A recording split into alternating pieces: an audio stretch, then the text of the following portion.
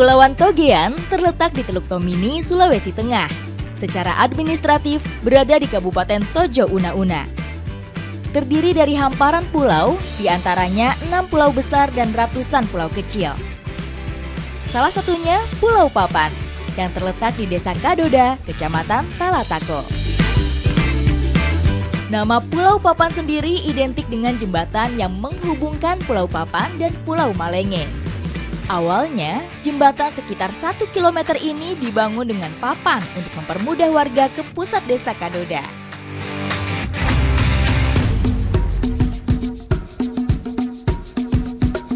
Menikmati keindahan Pulau Papan, salah satu caranya dengan bermain kano. Mendayung membelah air, pandangan saya disuguhi keindahan terumbu karang yang samar-samar terlihat dari balik airnya yang jernih.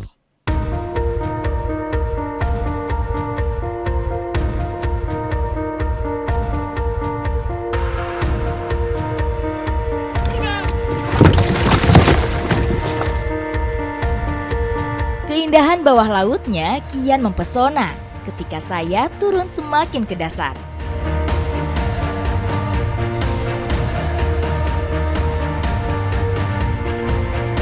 Ikan giru atau dikenal dengan sebutan ikan nemo asik berenang tidak jauh dari sarangnya, seolah menyambut kedatangan saya. Menelusuri berbagai sudut keindahan bawah laut Pulau Papan, saya sampai di salah satu spot terbaik. Persis berada di bawah jembatan, sea fan atau kipas laut tumbuh dengan warna yang sangat menarik.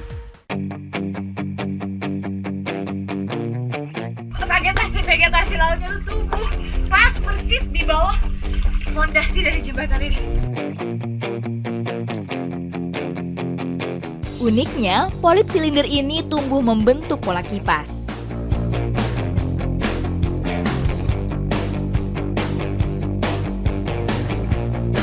Jadi, yang kita lihat di bawah ini adalah kerang kipas atau biasa disebut sea band. Dan ini juga biasa digunakan untuk sebagai akar bahan. Terletak di antara 2 pulau, arus laut membuat kipas laut tumbuh besar di sini.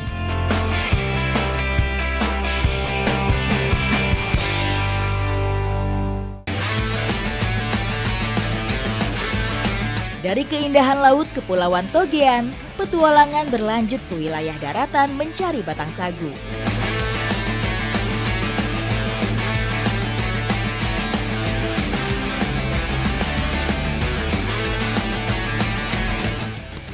Metro Silum Sagu atau pohon sagu ini memang banyak sekali tersebar di seluruh penjuru Indonesia. Dan saya dan masyarakat dari Desa Patoyan mau mencari sagu yang ada di dalam sana. Ikut jejak saya, jejak petualang. Pak!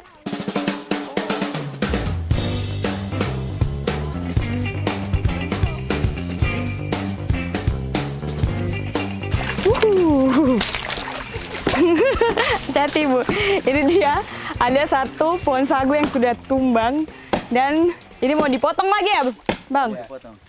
Ada apa di dalamnya? Ada yang bisa dimakan dalamnya, ulat. Ada yang bisa dimakan di dalamnya, ada ulat sagu. Tadi itu mana? Itu. Itu dia. Mana. Ketemu gitu. Ini kah? Iya. Ini. Wih, besar-besar ini. Gendut-gendut tampaknya. Wow! Ini dia ulat sagunya. Ulat sagu merupakan larva kumbang penggerek Rhinchoporus ferrugineus. Sang kumbang betina biasanya meletakkan telur-telur di bagian luka batang. Telur kumbang kemudian menetaskan larva. Larva inilah yang tumbuh menjadi ulat. Batang sagu yang membusuk menjadi habitat ideal bagi larva kumbang untuk berkembang biak.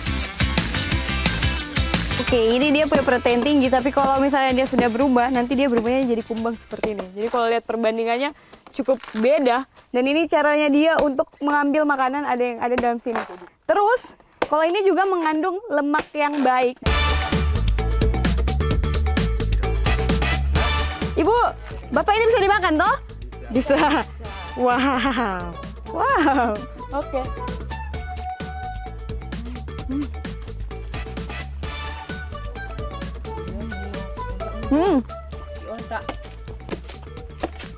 Rasanya tuh ada krenyes-krenyesnya gitu. Jadi lebih gurih. Gurih, Bu. Tapi kalau kita coba ada manis-manisnya juga. Jadi sebenarnya enak juga ini, Bu. Oke, ini kita mau makan lagi, Bu. Makan ya. Masih bergerak-bergerak ini. Ayo, ayo, ayo.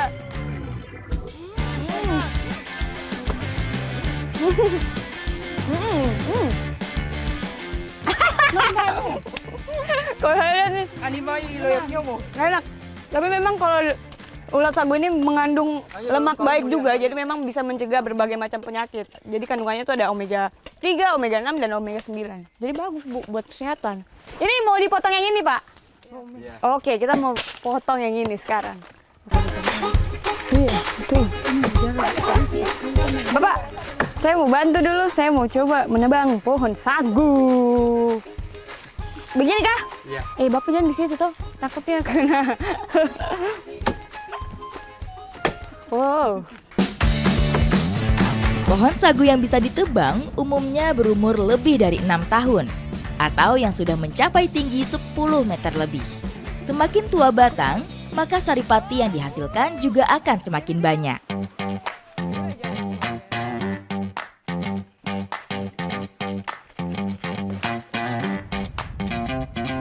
Sekarang kita mau olah dulu jadi makanan yang biasa dikonsumsi oleh masyarakat di sini. Ini dia. Ini sudah juga ya, Ibu ya. Saya bawa ya sini, bantu itu. Oke, Bang. Let's go deh, Ibu.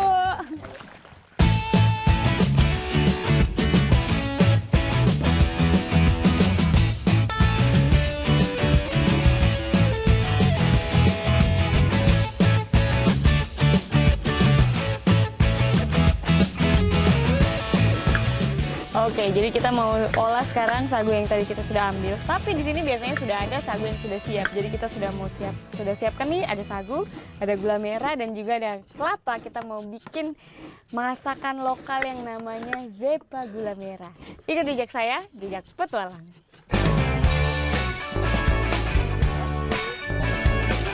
Ibu kelapa datang. Ini dia kelapanya, kita sekarang mau gabungkan ke dalam sagu yang sudah dipanaskan ini.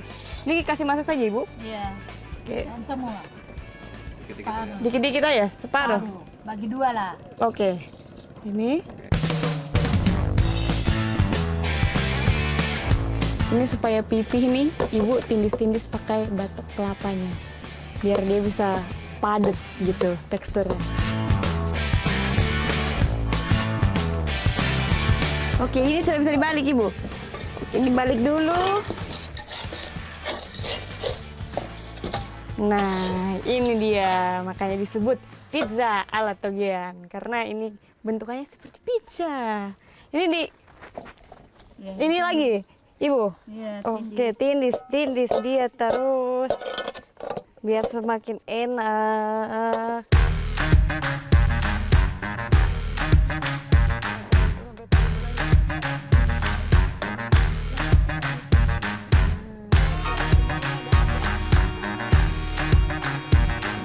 Oke, ini sudah Bertindis.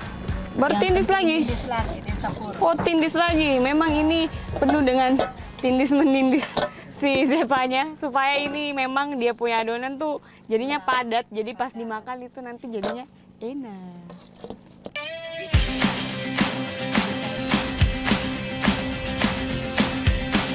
Oke, ini sudah matang zepanya. Nah, ini dia. Harumnya beda, kayak percampuran dari kelapa ditambah gula merah sama sagu, enak.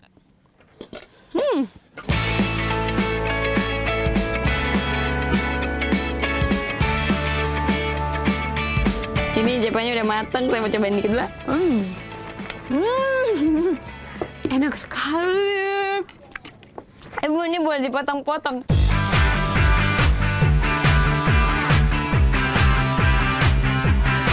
Ini dia jepa gula merah yang akan saya rasakan atau cobai.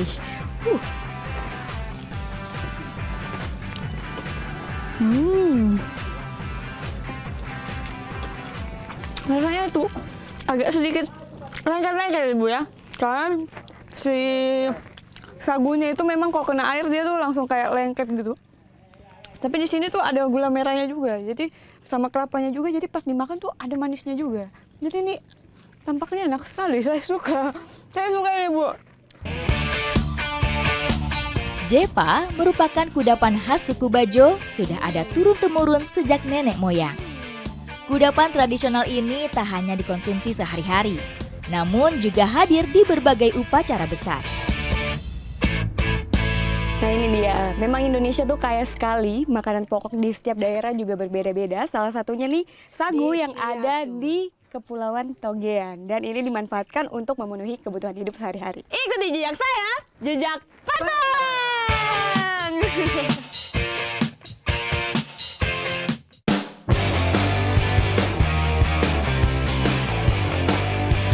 Petualangan di jantung Sulawesi masih berlanjut. Indonesia kaya akan beragam suku, membuat beragam tradisi pun menghiasi tanah air. Salah satunya yang ada di Kepulauan Togean ini. Saya sedang berada di Desa Siatu dan kali ini saya mau ikutin tradisi yang ada di sini, yaitu Maduai Lepa atau tradisi penurunan perahu. Ikuti jejak saya, jejak petualang.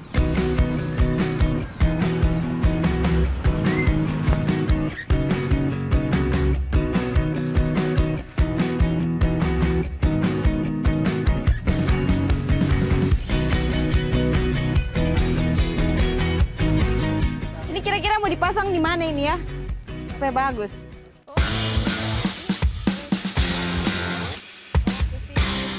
Ini dia prosesi pemasangan atap di sini. Ini juga berfungsi kalau misalnya cari ikan atau pergi kemana-mana ini biar tidak panas di dalam ini. Pemanfaatan daun sagu sebagai atap perahu biasanya hanya untuk perahu atau sampan tradisional saja. Pemasangan atap dilakukan ketika perahu masih di darat atau sebelum digunakan untuk melaut. Oke, ini sudah? Sudah. Ya, saya mau cobain dulu duduk di dalam perahu yang belum diturunkan ke dalam air sana. Oke, misi.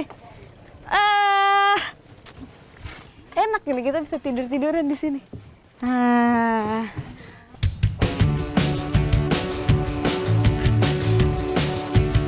Sekarang kita mau lanjut ke prosesi selanjutnya, yaitu doa yang akan dipimpin oleh Bapak Imam. Oke, silakan Bapak.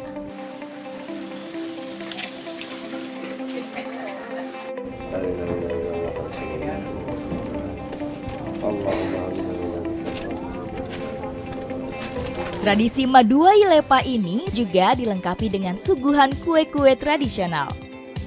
Ini ada dodar gulung, ada onde-onde, dan juga ada songkol. Ini sudah boleh dimakan toh? Boleh. Boleh, silakan. Ayo kita coba.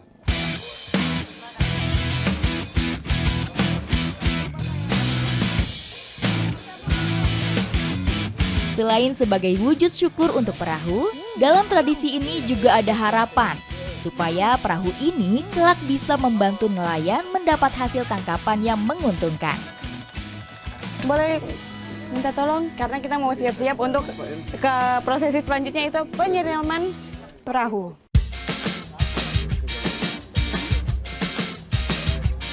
Ini dia, kita mau siram perahunya. Silakan Bapak. Ini tuh dipercaya untuk menangkal hal-hal yang tidak baik yang nanti terjadi di tengah laut sana. Jadi ini kepercayaan yang dipercayai oleh suku Bajo yang mayoritasnya adalah pelaut.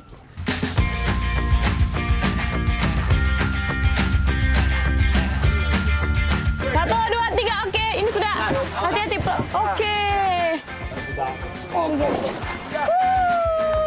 itu dia penurunan perahu kita sudah di bawah, dan ini dia kearifan lokal yang masih dimiliki oleh suku Bajo dan sampai sekarang masih dilestarikan terus-menerus dari generasi ke generasi, dan harapannya sampai ke depan sana tetap selalu dilestarikan seperti ini.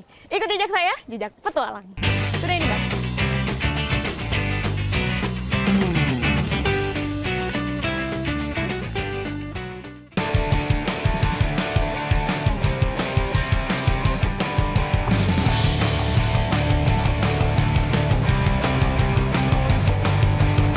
Salah satu upaya untuk melestarikan bumi kita adalah dengan menanam mangrove yang selalu dilakukan oleh teman-teman dari Desa Salubomba dan pelaksanaannya tuh biasa tahunan. Ikuti jejak saya, jejak petualang.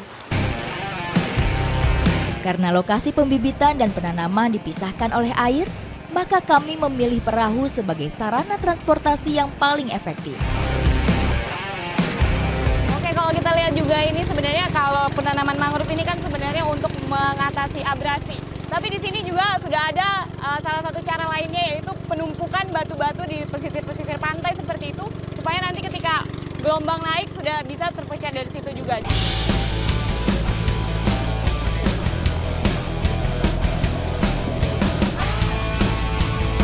Karena ini sudah lumayan dangkal, kita dorong perahunya ke tepian sana supaya gampang nanti ngambil bibitnya, supaya di tanamannya juga mudah.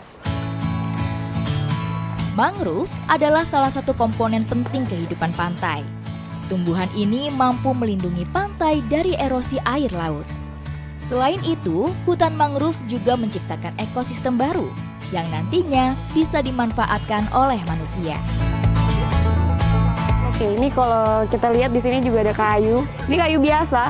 Katanya ini dipotong dari pohon-pohon yang ada di sekitaran sini. Ini namanya ajir untuk teman-teman penggiat di sini karena ini fungsinya untuk menghalau ombak yang datang. Jadi ketika ombak datang tidak langsung terkena batang pohon mangrove-nya, tapi terkena dulu ke pohon ini. Jadi sedikit melindungi dia dari terpaan ombak. Mangrove atau bakau merupakan kelompok tumbuhan dari marga Rhizopora. Tanaman ini memiliki akar tunjang yang menyolok dan bercabang-cabang, dan juga daun tunggal yang terletak berhadapan terkumpul di ujung ranting.